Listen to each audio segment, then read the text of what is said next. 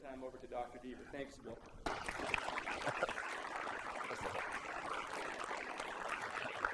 Thank you, thank you. We'll give him his degree no matter what he says.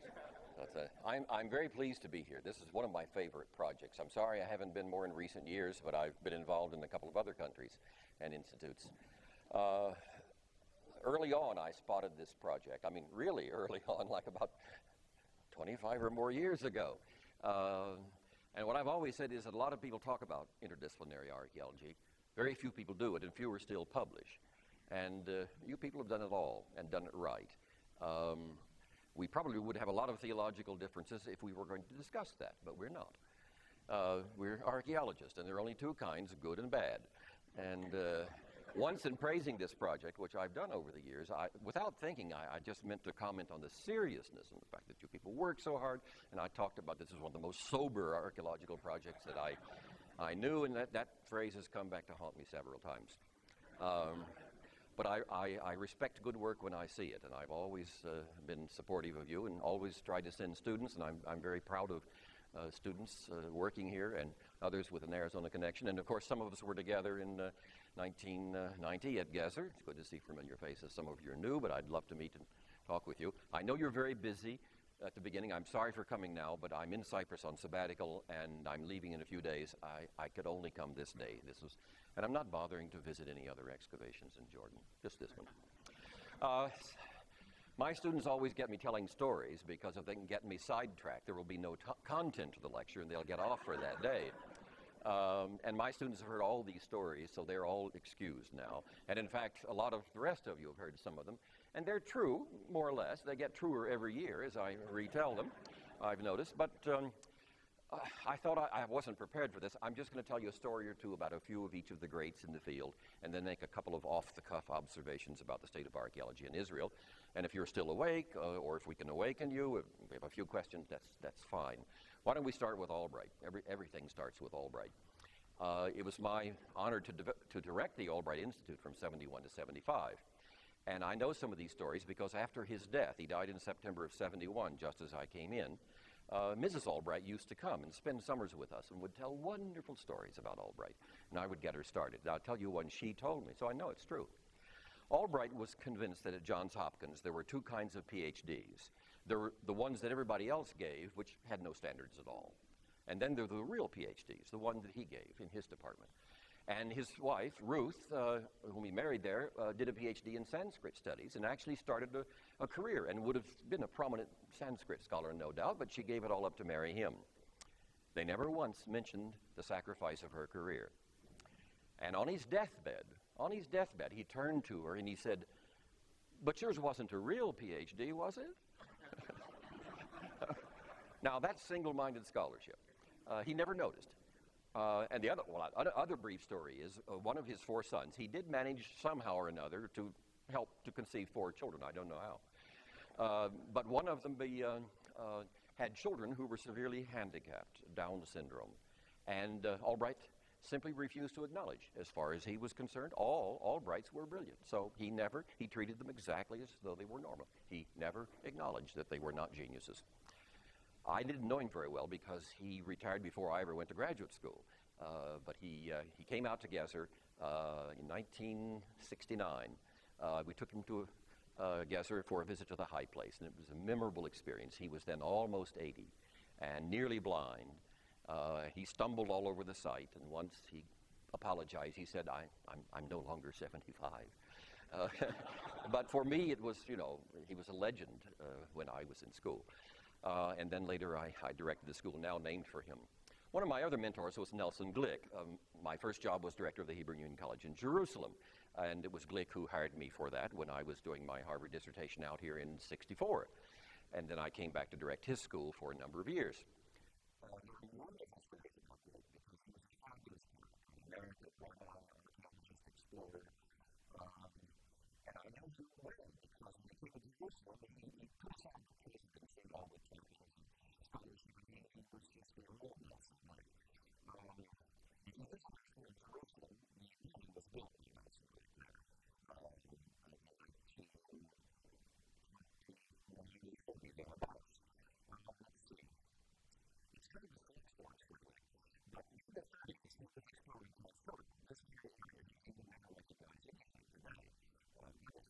he was one of the first, I would say, serious and basic explorer, although much of his work was not in green now. But the main focus on this external setting that were wrong outside of the constantly because of his information in the earth. And he had to travel alone to explore, not travel regulars, he had a single companion to travel with. And many people were traveling with him weekend. They were discussing the troubles of life and all this he's doing it. And they spoke to him, I think some of them just came on, all the other people. And they said, well, what did you do? What did you do if you found a job? They said, you have to be the president. Sure, that's great. I was thinking about that. And I remember this time. I can remember a time when he was talking about it in the 70s. But it's just too interesting that they were wonderful. We were the music concert. I was calling the back there. He had an old World War II command car, which he got used to back then, so we did for him. He wanted to go to it. And I said, no, I'm sorry, I'm crazy. And I said, well, let's just put the wings in that bucket. And he said, here we go. I'm clearly in my face. And I had this big biscuit left to look at us and said, let's go around and expensive to pick it up. I think we went to the idea of he thought everything spoke to him directly. He made it everything to the ever and he found that we were right after his surveys of the power of God's foresight. And then there was this thing to I've seen the thinking. I just watched a long article for the encyclopedia and we recently watched it on that I'm talking about it. And I had to go very long chapter on it. And it was great to do it all. And it caused me to go back and read it really clear. Let's see. One thing about people. When you go on the survey, exhibition, the line is not very over. The director criticizes fear homes what found to be for most of the whole lot of it. Fear like these protesters, fear like the law of the job, fear like one. But for the job like this, so we were not comparing this with the investigation that should have been made with Israel, but we were in the most evidence. Was directed against replacements and choose those access to see. He did some things wrong. For instance, he actually did some orders that some factors in the outline of what the practice of the office would be for what they do. They were back to the same. He was very anxious to stay there. He had come to speak with their money. And they indicated that he had beautifully declared all the tables that he lined everything. He got down on the square and began to show how this he was. And I can see he was getting more and more skeptical. And he was very large, formidable, really formidable. And I know what he said because he did the rest of us at Jeffrey. He was the kind of man who said, he jumped right down the floor, up there, flat out of the person, started going this way. And obviously she was ready. It was right there. I had to go down. And I thought he was a guy. How do you know it was? I think, well, like he said. I think pretty cool with this. Also, honestly, that was one of the most things about that because he was the teacher of the teacher class.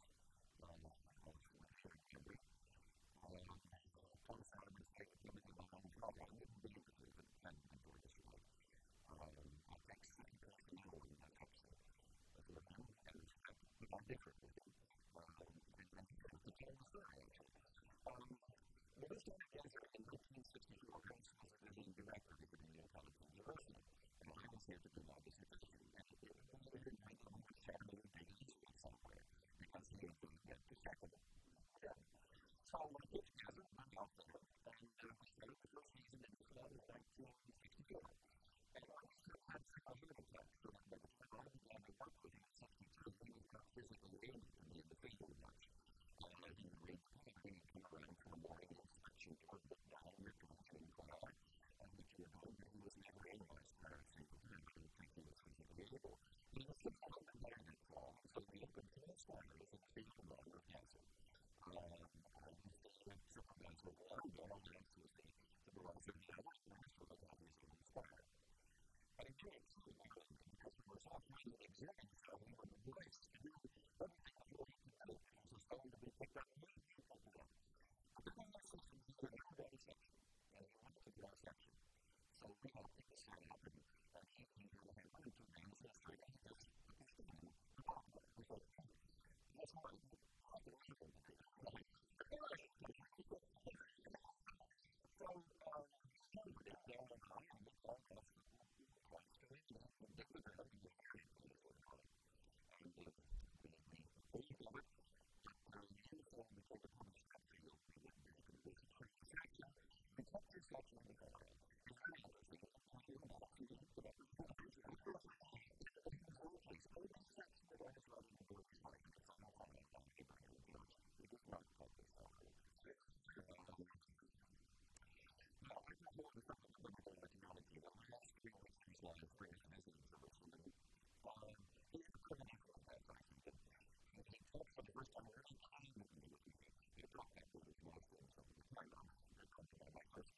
exist.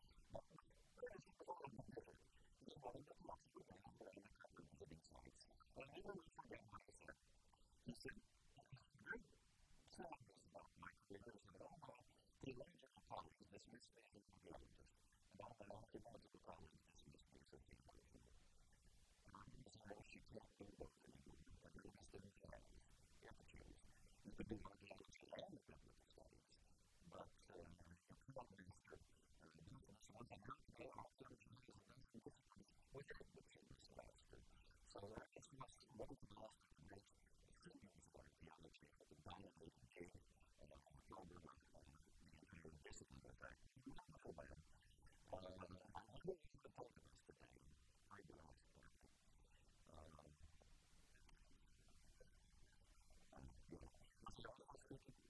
He was very ill during the time, and he was very ill.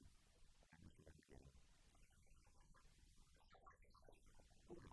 Yeah, maybe. But no, that's the whole thing. There's some difference with introduction. He took me. Yeah, that was the matter.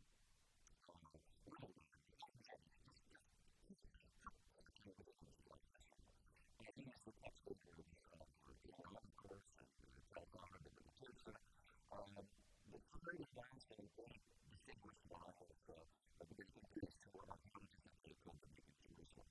I was looking forward to getting to know him much better. We go to the right in the fall of September and we go within 2 days to go. Let's see, one story about, well, 2 stories about this man. And I was told a freshman who came on here with one in the kitchen. One of them. And he was a priest. He was in the kitchen. That's not to say that they would be very hard on there, but it was in the kitchen.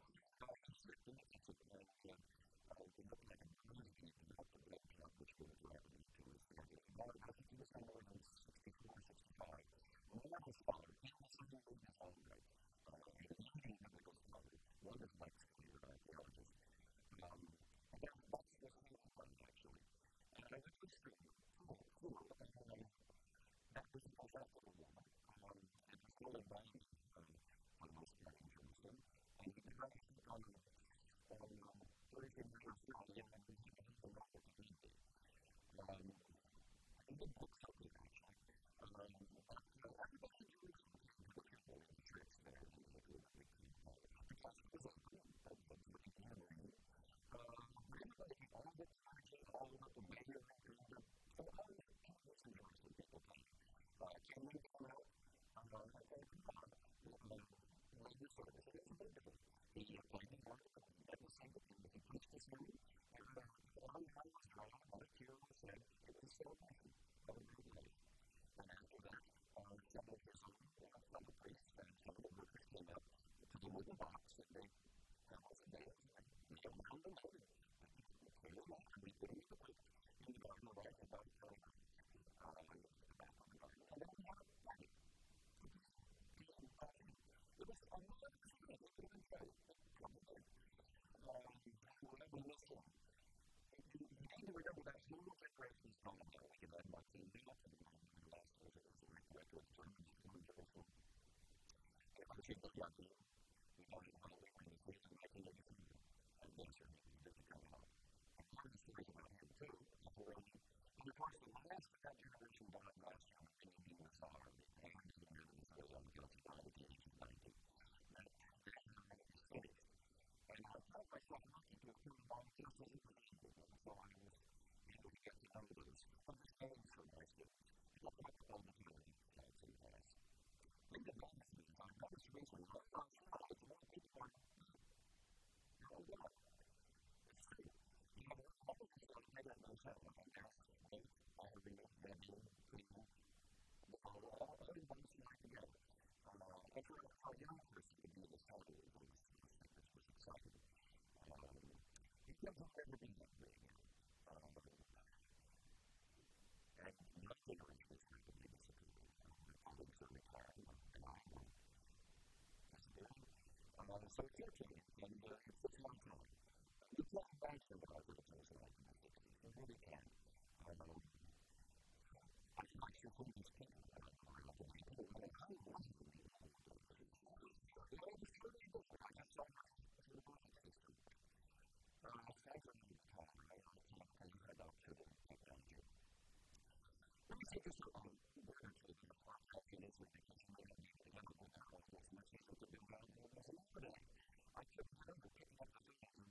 qualified to come in for it. That's normal for you. Because an artist there, if he goes to the it was a problem for electric system. And after that, there was no we treated not to know each other. Even if we didn't visit everybody. And then, what's next?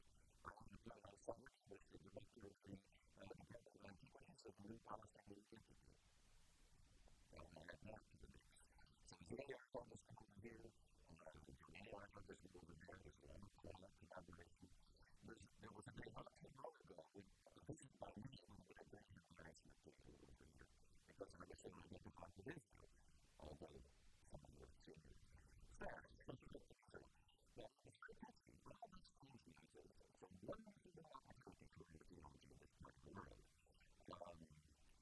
And I mean, the cities that become really small. It's a big deal for archaeology. For one thing, I think we're pretty well lost out of this. Some impressed again this time with the facilities here in this area. They've got one of the programs of institutes. They have teams of graduate students. They're steeped in the archaeological data of the country from Cuba. They can draw resources from the Army, from the National Park Service, and look at the data.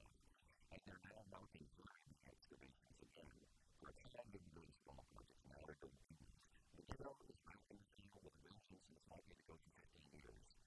Solar is maybe kind of around the time. We have limited funds. And it's now 36 years, something like that. Two doors, three excavations, 225 to 250 people each season. They just issued 2 massive volumes of the project in the national reports. What's up on this one is really interesting. And I've heard numerous companies as long as they work for the others are like we know the data. We can't keep up. We cannot compete.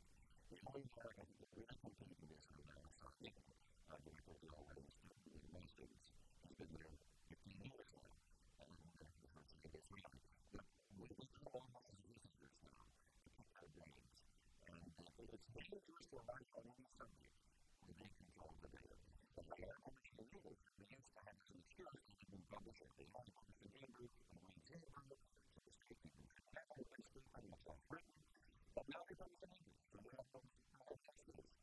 So the best thing is being literature is extremely difficult. These days now are very difficult. That's the indication of the world. It is quite clear that over the sensible that no one in America has been licensed in this way. Never again. Only with strong support of the city legislature has not really been possible for Americans to get a license. What's happening is Americans are collaborating with Israelis from small schools and church-based institutions. Some seminary professors and teachers of Bible, teachers of Bible, they give them advanced titles. The Americans bring all the meaning of all the people. Israelis and the archaeology do all the publishing. I saw the British Forum and saw that excavation the other day.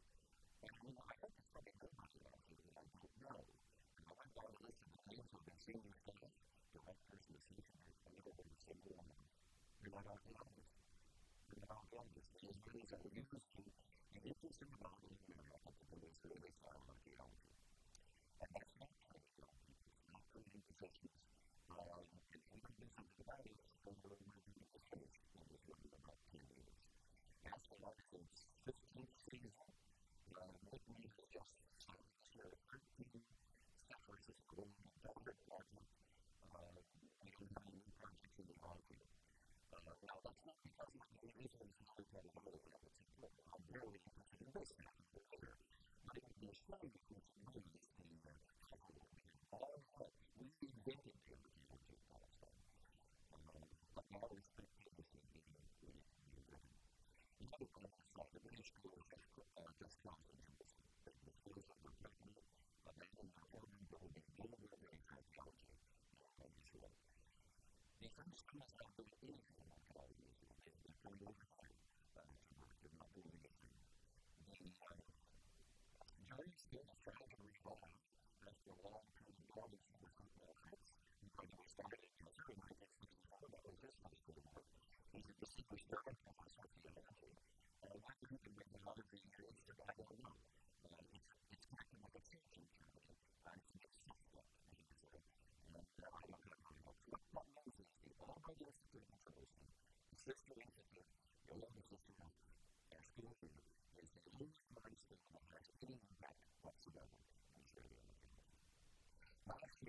there were over 100 scientific explanations of this show.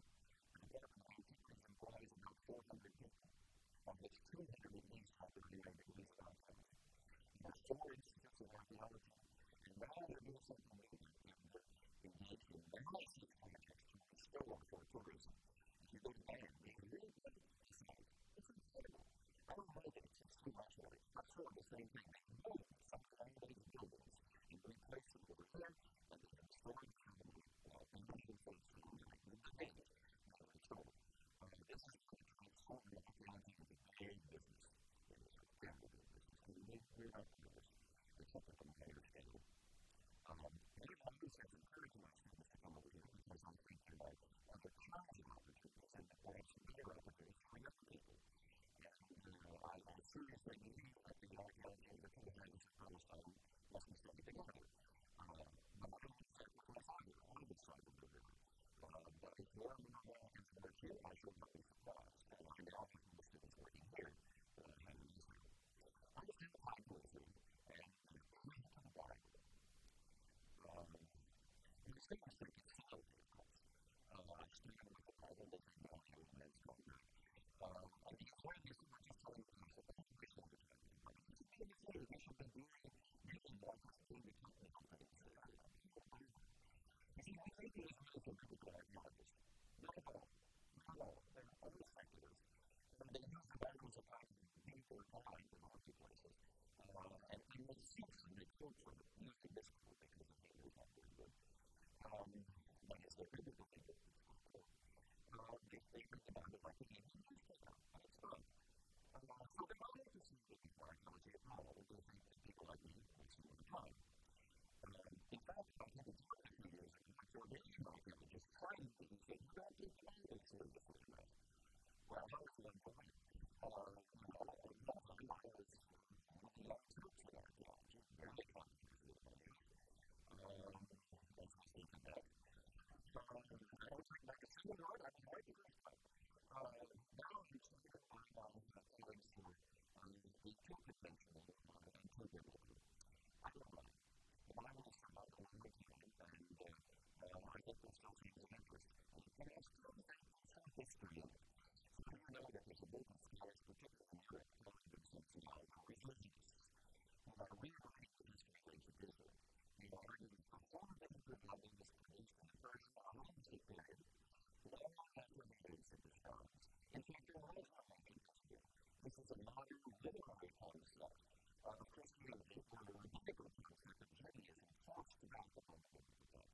As Thompson put it recently, Tom Thompson. The Bible is not about history, no.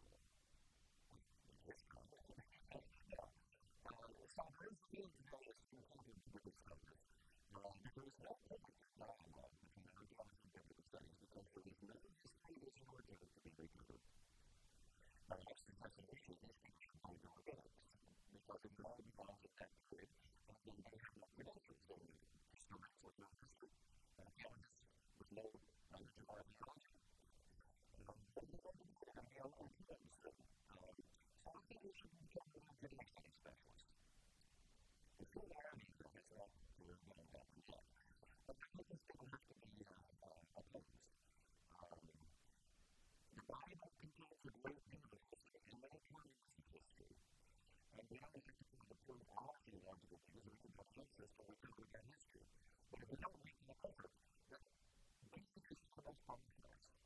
If the Bible is a continuous fraud, then you're on life. I mean, we're talking inside of it. It is a nice one. And I have an article soon, which will be the first short-term book on that project. And there are articles that speak on the amazing. Well, the real mission of police stand up. I'm tired of these individualists, and that's what they are. They're saying Israelism. There is an Israel, but there's a lot of it. I want to look at the books of writers of time and read them from others. Because I was convinced that we take many passages in the Hebrew Bible and you can show they pretty much start something about today in the person and then it's the period. The only succeeding situation that really is in the modern age. I can get more into that. So I really think any of it is going to come in any archaeology today. So let me tell you about saying the answer of the legal archaeologist. ritual. And now then, but there is now, imagine, no training on creating archaeology for this place. There is no anecdote because you're not interested. At first, if I could have this story, they were not interested, but they have legitimate public interest in recovering the archaeological history of the Mormon. And it just goes in your head with the kid, and they are listening to it. And most of the people do not cover from not in touch with archaeological data. Ladies and gentlemen, Harlem is now to write a new history of ancient Japan as a region, and it will be archaeologically diverse history. And you're going to know that. If you know it already, keep up the good work. I told you, it's true that this is a pretty block, and this is very close, and it will go sense, and your goals do not exist.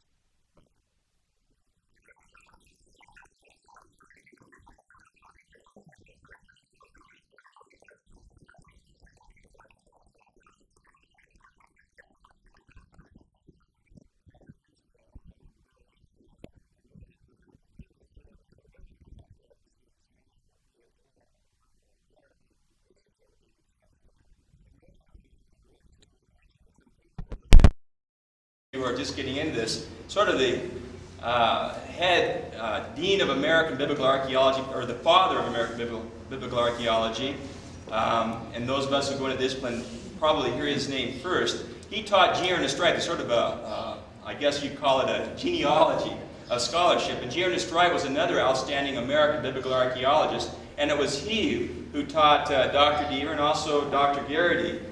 Were students of his, and so they have been very, and Larry Herr also studied with G. Ernest Wright. So we've been very proud to have this connection with our project with some of these very famous people, Albright, Wright, and so forth. Oh, and Tui Platt, of course, how could I forget that? Tui studied with G. Ernest Wright also. So we're very pleased to, be able to have this connection with the past. Dr. Deaver got his degree from Harvard University, of course, and he's been professor of Near Eastern Studies at the University of Arizona, where he's been leading the program there for a number of years. So we're very pleased to have those connections and to have the great background and connection with these pioneers of the past. So those of you who are hearing these stories, this is really kind of the foundational thing in terms of the discipline of what we're all about here. So we appreciate, again, Bill, your coming tonight, and I'll turn the time over, I guess, to the next portion of the program. Actually, because Bill was here, we thought that it really would be anticlimactic to do slides of Jordan. Okay. And so I left the projector down there. And actually, I'd like to have the chance to ask some questions. Yeah, you forgot to give them some chance for some questions. Plug back in, Bill. Yes, I like questions the best because I'm not sure what you're interested in, and I'm willing to pursue anything except archaeology and politics. I don't speak. Bill, to kind of put it on an even footing, you've told the stories of the previous generation of archaeologists. Do we have a few about the current young generation of archaeologists? Thank you for reminding me. Yeah, I thought about that. The only problem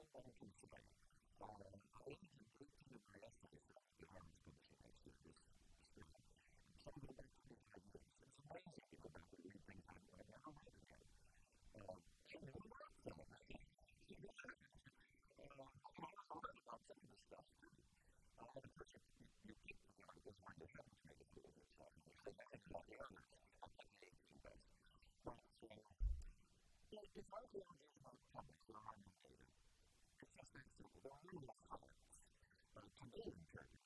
You can throw in the imagination of somebody's head. And that's what you have to be doing is morally irresponsible. And that's why I appreciate what you're doing. Because what we're trying to do is put in our resources and how we can do it. There needs to be a special economy of health for archaeologists in my publish.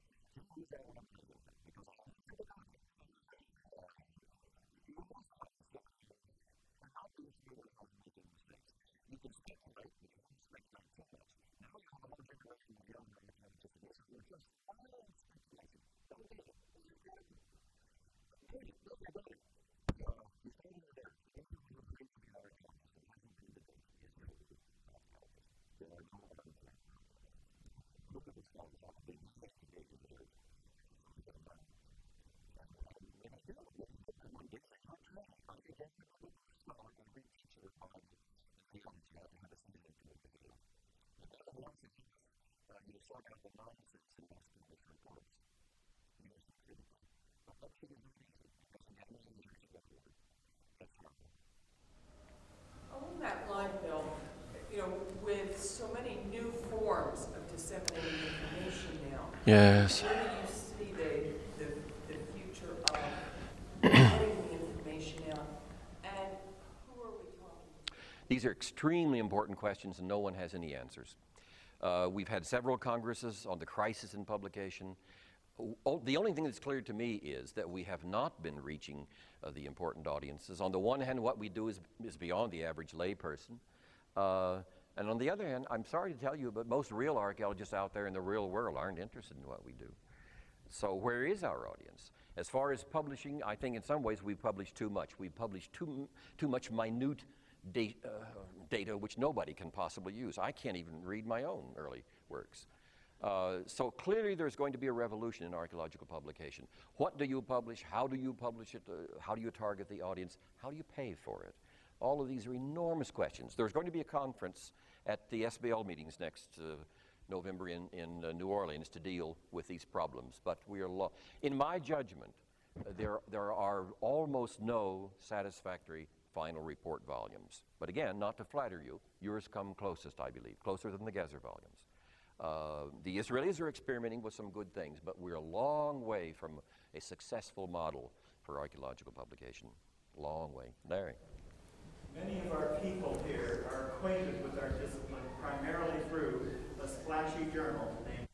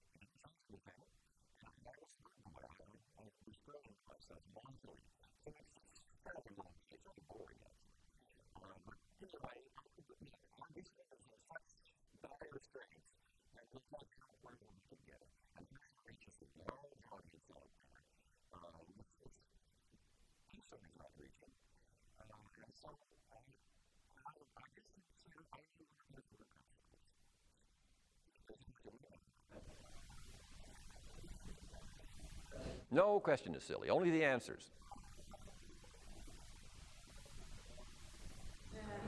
That's a silly question. Sorry.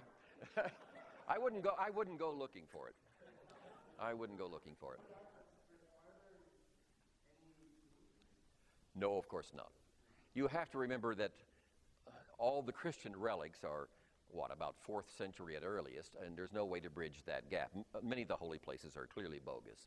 That is precisely the kind of biblical archaeology we ought not to waste our time doing. We'll never be able to make those kinds of direct connections. You know, people go looking for the ark.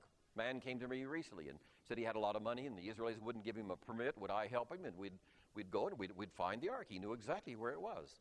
It was around En Gedi, somewhere in there. And he said, make us both rich and famous. I told him I was already rich and famous. So we didn't find it. That's the old-fashioned kind of biblical archaeology. I don't know. It's about like the Shroud of Turin, which has been proven to be a fake, but if you still need that sort of thing, go ahead and believe. But that is what archaeology cannot do. It cannot make such spectacular connections. It cannot prove the theological interpretation we want to give to the text. What archaeology can do is to show that the Bible comes out of a real world in the Iron Age in Palestine, and that world can be illuminated uniquely by archaeology. Now, that helps many people. It may even convert somebody, but I doubt it. But it makes faith a little easier because the Bible is not a bunch of fairy tales. But remember always, it's important to separate archaeology and biblical faith in the initial phases. If in the end you can get them together, kol hakavod, that's mabruk. Some will not be able to get it together. You have to remember archaeology raises some very awkward questions. And I've wrestled long and hard with this. I still take the Bible terribly seriously, but I don't believe the things I believed in my youth. But for me, the Bible is even more important now because it's a part of a tradition that I know to have been real. And I think what the biblical writers are asking you to do is not to believe that everything is exactly the way they said it was, but to believe that their interpretation of the meaning of it is the best that we can do. And I believe that. So, in other words, the relationship is not simpler with the progress of scholarship. It's more difficult. But who said it should be easy? And remember, faith is faith is faith. It's not knowledge. I think man in the New Testament said that, didn't he? Paul. Yeah. Now I see through a glass darkly, then face to face. So when archaeology is freed of the burden of having to prove a particular interpretation of the Bible, it is at last able to illuminate the Bible in the way it should. And it will. It has.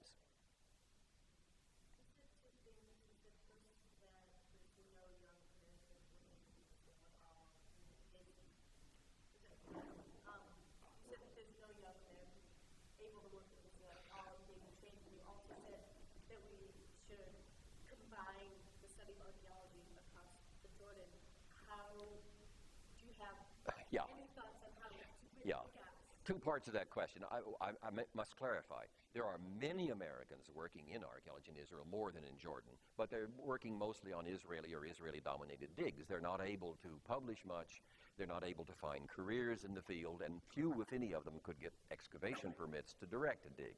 So there's a lot of American involvement. One of the problems is that a lot of the interest of Americans now in Israel comes entirely from Jewish circles. And many Christians feel that they are being left out. They might try harder, but things are shifting, that's true. As far as combining, I wouldn't say combining the archaeology of Israel and Jordan. I think the Jordanians have their own integrity, and those projects working here do. The problems are different in Jordan. I think there needs to be a lot of cooperation and collaboration. But the stronger both schools of archaeology are and the more independent they are, the better. And the wisdom of Azor, if there is any, is that it supports both a school in Jerusalem and a school in Amman. And even if, God forbid, peace should break out, which doesn't seem too likely after the elections, still we'll maintain both schools. We would not close either one of them. And what we will try to do is to work in the new Palestine entity through both schools. That's why I'm meeting with the director. There are ways to do it, but we have to be cautious, we have to be quiet, and we have to respect the integrity of others who have different views. I would not want to foist any kind of biblical archaeology on Jordanian archaeologists. No. Biblical archaeology, so-called, is only a small part of Palestinian archaeology. There are many things in our field that have nothing to do with the Bible, and need not, should not. So it's a new world, though. We have to feel our way along. I think the Israelis are being reasonably sensitive in trying to make contacts over here. It's more awkward, I believe, for the Jordanians, but there is much more cooperation than any of us ever dreamed. It's just incredible. It's incredible. So it will happen. And I firmly believe that Western Palestine cannot be studied in isolation from Eastern Palestine. It cannot be. And of course, I believe that Syria is a part of the Canaanite and Israelite world, and we ought to be doing much more, not this spring. Next spring, maybe. By the way, there's a lot of archaeology going on in Lebanon. Lebanon is opening up again, not to Americans, but there's a lot of archaeology going on surreptitiously in Lebanon, and I'm trying to make a visit there. Question? We got to quit soon. Yes?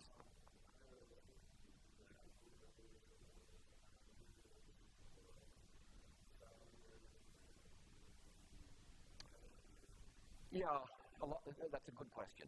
You know, archaeology moves in circles. There are certain fads. For a long time, everybody was interested, in the Iron Age. Now the Israelis are doing a lot more with other periods. But certain periods are still neglected and poorly known. The Persian period is more or less a disaster. And, of course, environmental archaeology, we've only begun to talk about it. We've hardly begun to do it. Much more landscape archaeology, much more rural archaeology needs to be done. A lot's happening in prehistory, lots happening in third millennium studies. The early Bronze 4 period that I started in many years ago just shows no signs of exhausting itself. It's just incredible what's happening. The late Iron 2 period, I feel, is neglected. And, of course, one of the hottest periods now because of the question of Israelite origins is the Iron 1 period, the 12th and 11th centuries. A lot is being done, a lot has been written, but we still don't have enough really good projects. What we probably ought to do is do more teamwork, and we assign this group of people to investigate this set of problems, and we support them long enough to do it. And again, your project shows the way. You can't do it in 5 years. You need a long-term project, a coordinated project, a regional project. So what you're doing is the right approach. What we do not need to do, I think, is plop ourselves down in a big cell with a lot of money and dig a deep hole in the ground. I won't say where that's happening, of course, but that is what we do not need to be doing. We need to be digging smaller sites. We need to do a lot more survey work. We're doing it over here. The Israelis are doing it wonderfully well. So there's much to be done. Sometimes we think it's all been done. Oh, no. We're just beginning to understand the kinds of questions to ask. We're just beginning to develop the techniques. And what you people will be able to do in 20 years will make our work totally obsolete. One more question, and we better quit.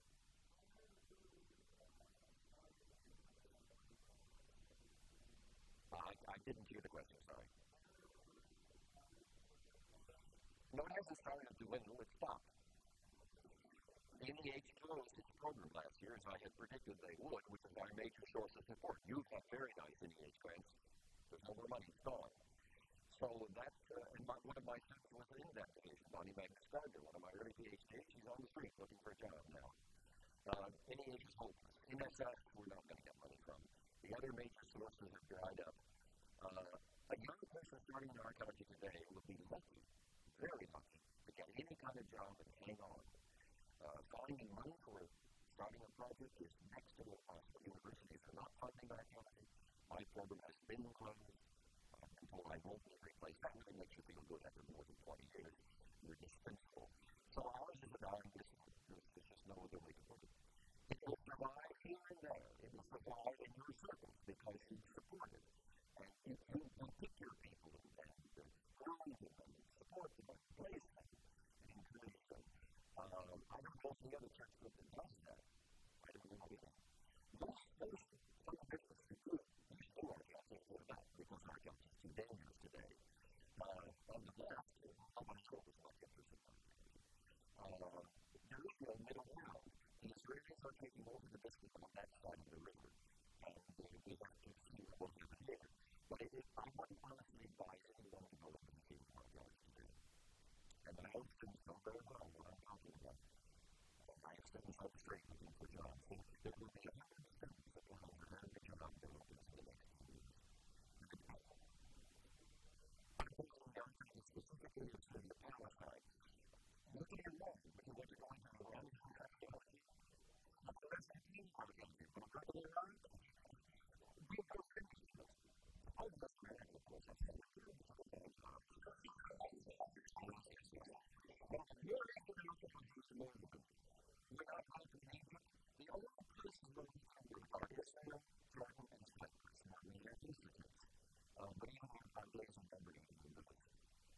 maybe we should look at it this way. You know, we represent most things. I mean, Aaron's older. Part of our job is to help financial skills. And they're doing so in their business. It doesn't mean them